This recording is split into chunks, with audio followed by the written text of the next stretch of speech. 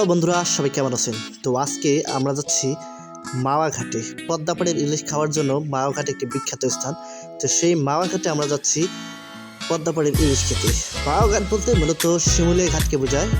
তো শিমুলিয়া ঘাট অনেকেই চেনে না, কিন্তু মাওয়াকে সবাই চেনে, যেহেতু মাওয়া ইলিশের জন্য বিখ্যাত। তো চলুন এবার মাওয়া ঘাটের উদ্দেশ্যে যাওয়া যাক।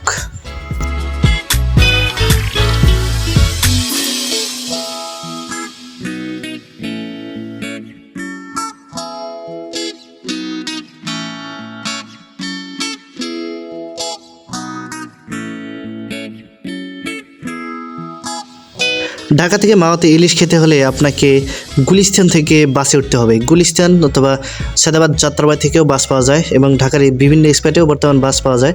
তো বাস আমাদেরকে এসে নামাই দিছে একদম পদ্মা সেতুর টোল প্লাজার সামনে। এই হচ্ছে পদ্মা সেতুর টোল প্লাজা, আর আমাদের সামনে নামাই দিছে। তো আমরা এখন একটা অটো ভাড়া নিয়ে যাচ্ছি মাওয়ার উদ্দেশ্যে, মাওয়া ঘাটের উদ্দেশ্যে। তো চলুন যাওয়া যাক। এটি হচ্ছে সেই বিখ্যাত ইলিশ হোটেল, যেটি শুরুর দিকে খাদ্যের উচ্চ মূল্যর জন্য সমালোচিত হয়েছিল। এটি মাওয়া ঘাট যাওয়ার পথে ঝুঁকে পড়ে। তো অবশেষে আমরা চলে এসেছি মাওয়া ঘাটে। আর মাওয়া ঘাটে এসেই মাওয়া ঘাটের বিশাল রেস্টুরেন্ট দেখে আমি তো অবাক, কারণ মাওয়া ঘাট রেস্টুরেন্টগুলো সত্যি অনেক বিলাসবহুল। একটি করে রেস্টুরেন্টের সামনে অনেক বড় বড় ঝর্ণা এবং রেস্টুরেন্ট বিভিন্নভাবে সজ্জিত।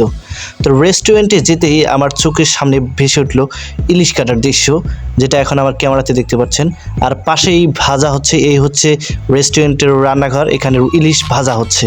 তো এখানে অনেকেই অর্ডার দিয়ে ইলিশ ভেজে নিচ্ছে। আর এই হচ্ছে রেস্টুরেন্টের ভিতর। তো আমরা রেস্টুরেন্টের ভিতরে গিয়ে ইলিশ খাবো।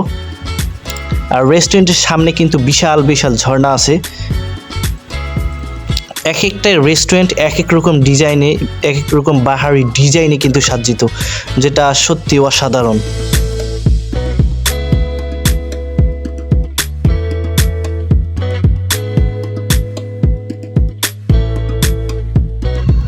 রেস্টুরেন্টে ইলিশ খাওয়ার পর আমাদের প্রতিজনের বিল পড়েছে প্রায় 500 টাকা করে। আর আমরা 500 টাকা করে বিল পরিশোধ করার পর এখন চলে এসেছি শিমুলিয়া ঘাটে, শিমুলিয়া ঘাটের সৌন্দর্য উপভোগ করার জন্য। তো চলুন আমরা শিমুলিয়া ঘাটের সৌন্দর্যটা একটু উপভোগ করি।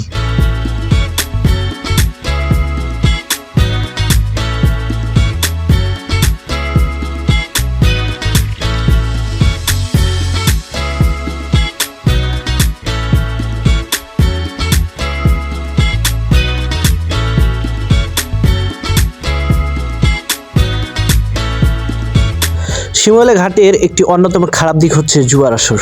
শিমুলিয়া ঘাটে প্রায়শই জুয়ার আসর বসে থাকে। তো আপনি শিমুলিয়া ঘাটে গেলে অবশ্যই জুয়ার আসর থেকে দূরে থাকবেন, তবেই আপনার মঙ্গল।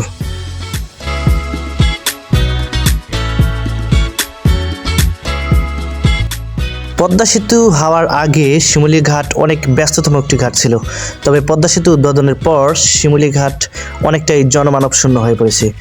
আর এখন এখানে মানুষ খুবই কম বললেই চলে।